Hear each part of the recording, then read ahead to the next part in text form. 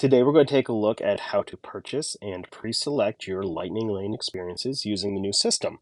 So first let me say Disney makes this super easy. The system is really easy to use, and the first time you open up the app, it's going to actually show you some introductory screens to kind of walk you through how everything works. Super easy.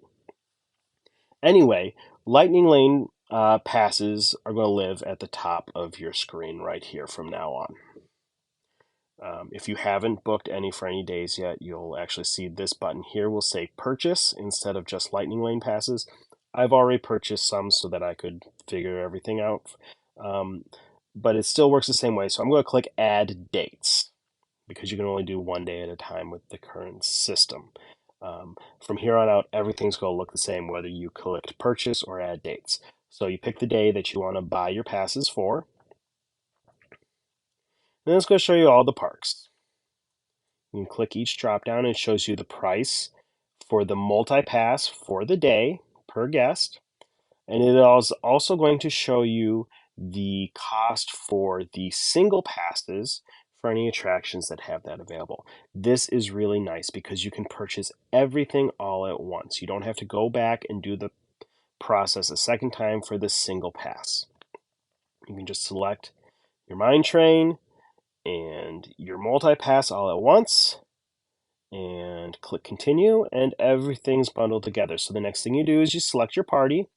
For me, it's just going to be me, but if you have more people with you, you can select multiple people. Once you've got everybody selected, it shows you the total cost of all the passes that you're selecting, and you can do a drop down to get a breakdown of each individual thing, and you can even remove things from your cart from there if you want to. Click continue. And now the fun part, we get to pick our passes. So they have separated out the tier 1 and the tier 2 attractions. That way you don't have to memorize that big list. Super easy, super convenient. They really want to make this a lot less complicated than what we got used to with Genie Plus. So let's pick a tier 1 attraction. We get to pick 2 tier 2 attractions.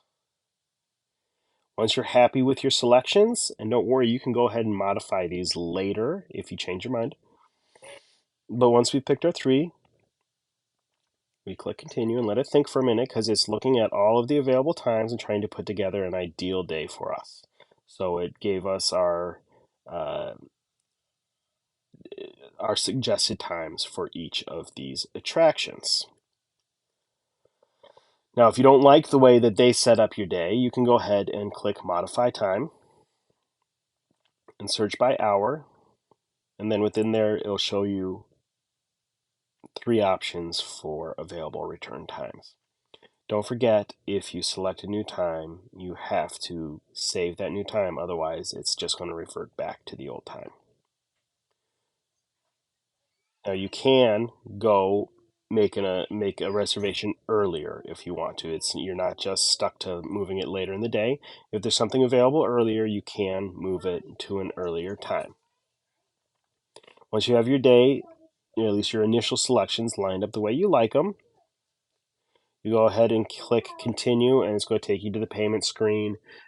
You use the card on file in the app to pay for the attractions, and then you go on your way. It'll give you an option to book another day if you are touring for multiple days and you want to make more selections, or to just view the things that you just booked. So let's go back because I do want to show you one more thing once our passes have been booked. So, like I said, Lightning Lane lives at the top of your app. Click on Lightning Lane Passes, and it'll show you everything that you've got selected for your upcoming dates. Don't forget, if you're staying at a Disney hotel, you can book these up to 7 days in advance.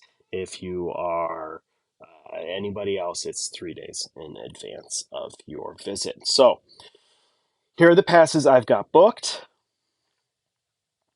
You can modify these. Click on the attraction.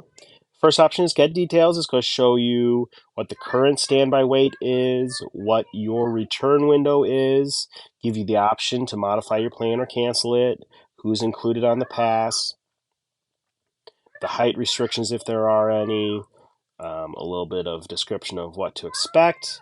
Plus, it'll show you the map and give you walking directions if you need it to get to the attraction. Now, if you want to modify, there are two different ways you can modify. It's got to think for a second because it's got to look back and see what's available here for that day. So you can either pick a new time, and what it's going to do is it's going to show you the earliest time that is now available that you can move your reservation to, or if you change your mind and you want to do a different attraction instead, you can pick a whole new experience and then go through and select your times from there. Super easy. Or you can cancel the entire booking if you decided you're just not going to use that. That's fine too. So remember, in advance, you can book up to 3 attractions. Once you're in the park, once you use that first attraction, just like the old Fast Pass Plus system, you can hop in the app and make your next selection as long as there's something available. So you can keep on adding new attractions as you go throughout the day using the app.